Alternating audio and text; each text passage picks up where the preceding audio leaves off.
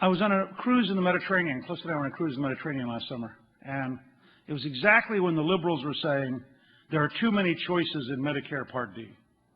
It is wrong to make senior citizens deal with all these choices. I don't know how many of you remember these speeches, but there was this huge concern that there was just... Now, they were technically right about one thing, which is when you have insurance companies and bureaucrats write explanations, you can't understand them.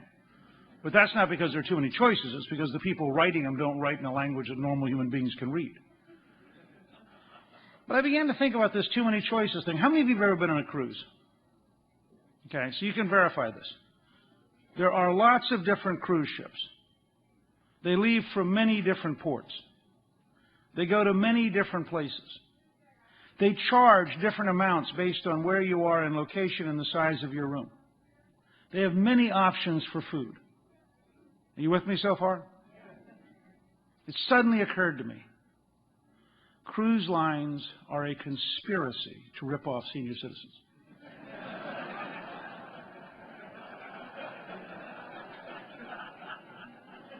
So we're developing a proposal that we hope Teddy Kennedy and Pete Stark will introduce called MediCruise. And the way MediCruise will work is we're going to set up an office next to the Center for Medicare and Medicaid Services in Baltimore and hire 15 people from CMS, and they will scan the world to pick the 3 best cruises.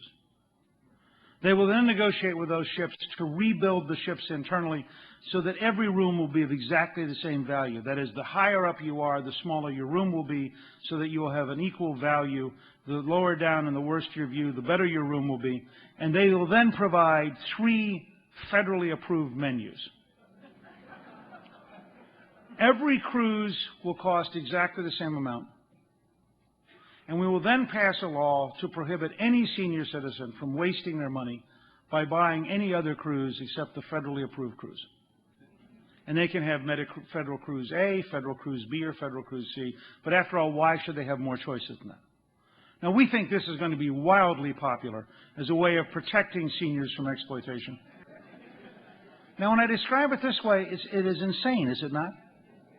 I just described Medicare. I mean, Medicare is a massive government bureaucracy that wastes at least 40% of its money, has no effective controls, doesn't give senior citizens choice, and rips off doctors.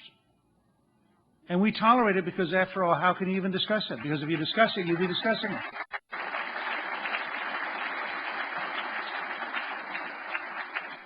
I had a doctor yesterday point out to me that in the years that we have frozen doctors' fees under Medicare, members of Congress have gotten substantial cost of living increases. Now, just think about that one. All you have to do is tie congressional pay to the Medicare fee schedule, and you'll suddenly have a whole new attitude in Congress.